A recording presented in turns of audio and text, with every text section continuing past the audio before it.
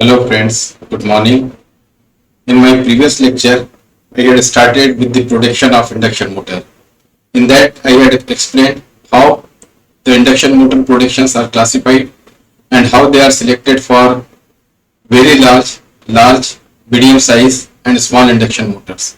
Today, or in that, I had explained you that basic protections are two for the induction motors.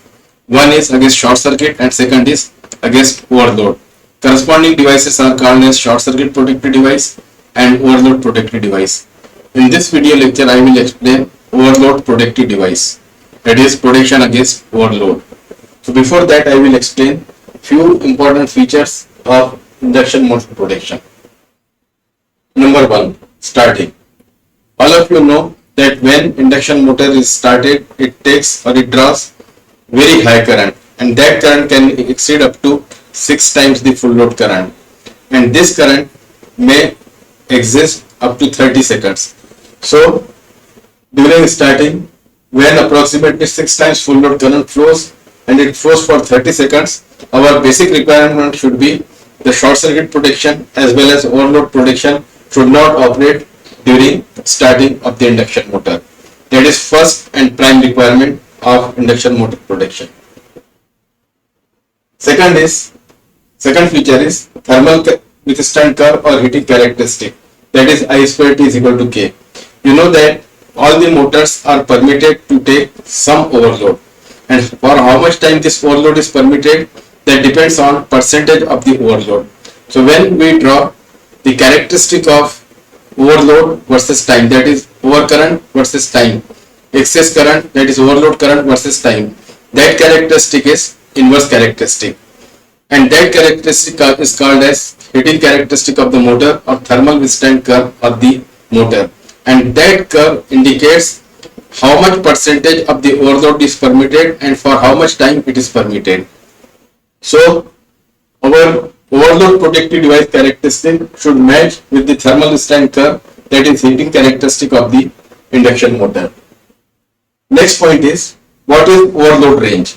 So overload range is when it is current is 1.3 to 8 times full load current, it is called as overload protection range or overload range. Sometimes in some books or in some specifications, it is 1.3 to 10 times full load current that comes under the overload range. Then what is short circuit current range? When current exceeds 8 times full load or 10 times full load current, it is called as short circuit range. So overload protection range is 1.3 to 8 or 10 times full load current, and short circuit current range is I greater than 8 times full load current or 10 times full load current.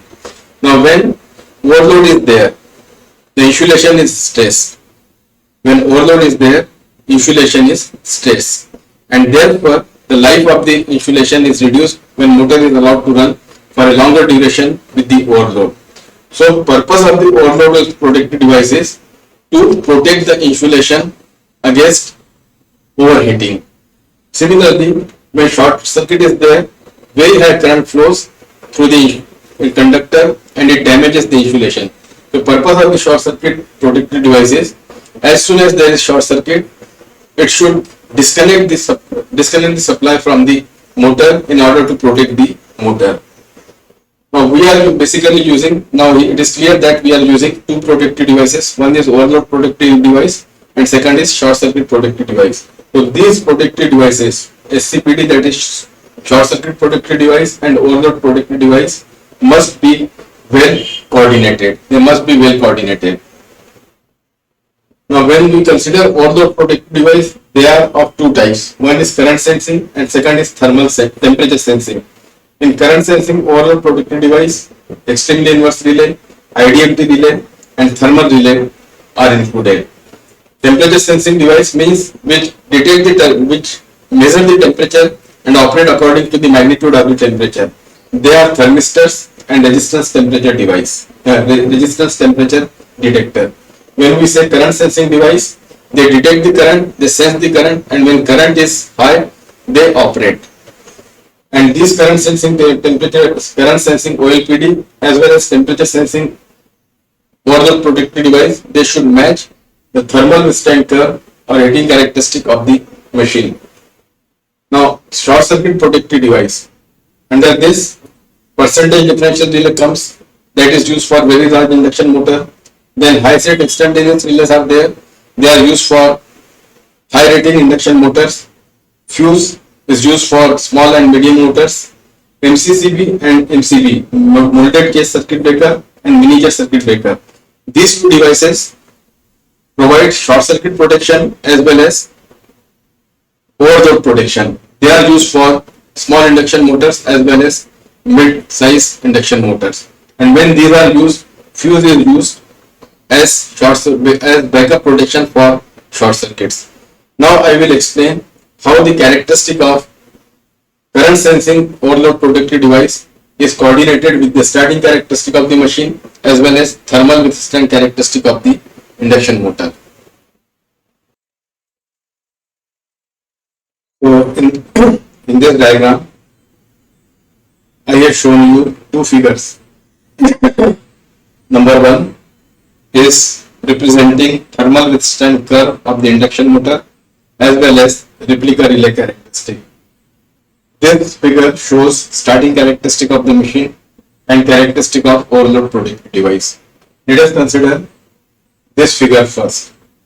In this thermal resistance curve and replica relay characteristic, we are taking along x-axis multiple of full load current. So this indicates 1.3 times full load current means 30% overload. This is 0.2 means double the full load current, 2 times the full load current, 3, 4, 5 and 6. It is 6 times full load current.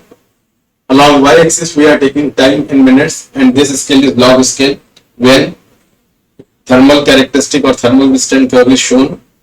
Along the y-axis is taken log scale.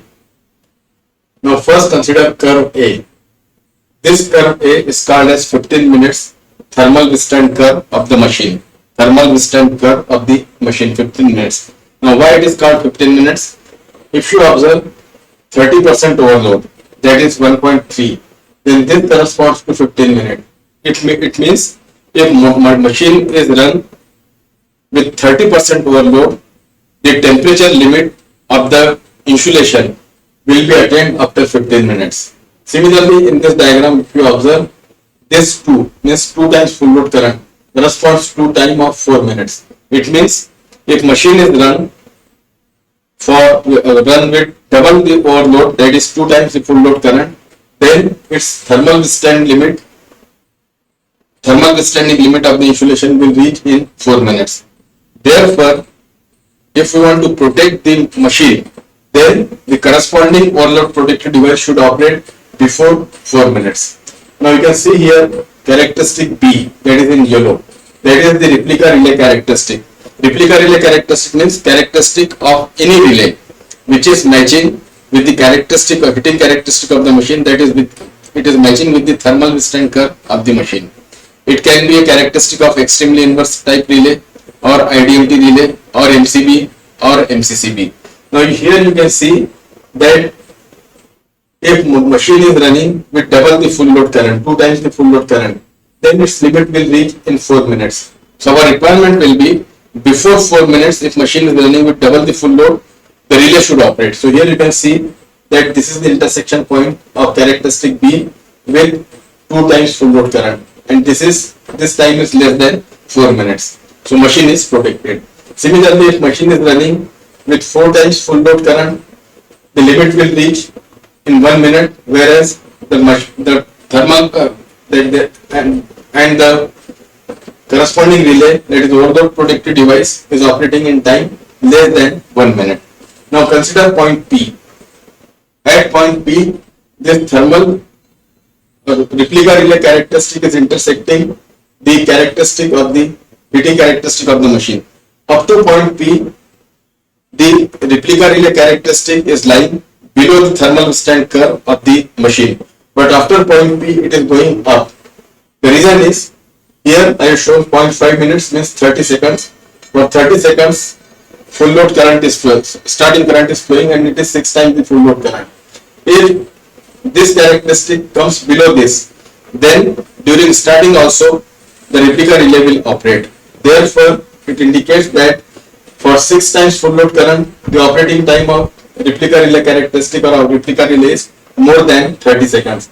If current of 6 times or current of 6 times flows for time more than 30 seconds, then the replica relay is operating. So 6 times current flowing during starting or after starting for time more than 30 seconds, that indicates there is overload or there is some fault and the relay is operating. So that is about this characteristic. Next is starting characteristic of the machine. C indicates starting characteristic of the machine. So it is 6 times full load current. It is flowing for 30 seconds. Then it is reducing and current is becoming normal. B is the characteristic of overload protected device, that is replica relay characteristic. You can see here for all the time this characteristic is lying above starting characteristic of the machine. It means the relay is not operating during starting of the motor. Now replica relay characteristic means we need the characteristic which is inverse in nature. So we can use extreme inverse type relay, IDMT relay, MCB or MCCB. In my next video lecture, I will explain about the short circuit protected device and how this short circuit protected device relay characteristic is coordinated with this replica relay characteristic. Also, I will explain the temperature sensing protected device. Friends, if you feel this video lecture useful, then please like it, ask your friends, your colleagues, your juniors, you also to subscribe to my channel for upcoming video lectures on switchgear and protection, that is power system protection and high voltage engineering. If you want to make effective and efficient use of time, then read my book on time management. Link for the book is given in the description box. I have launched a useful course for the students on UDEMY. This course is very useful for the students who are preparing for the competitive and entrance exams. The link for the course is also given in the description box. Thank you.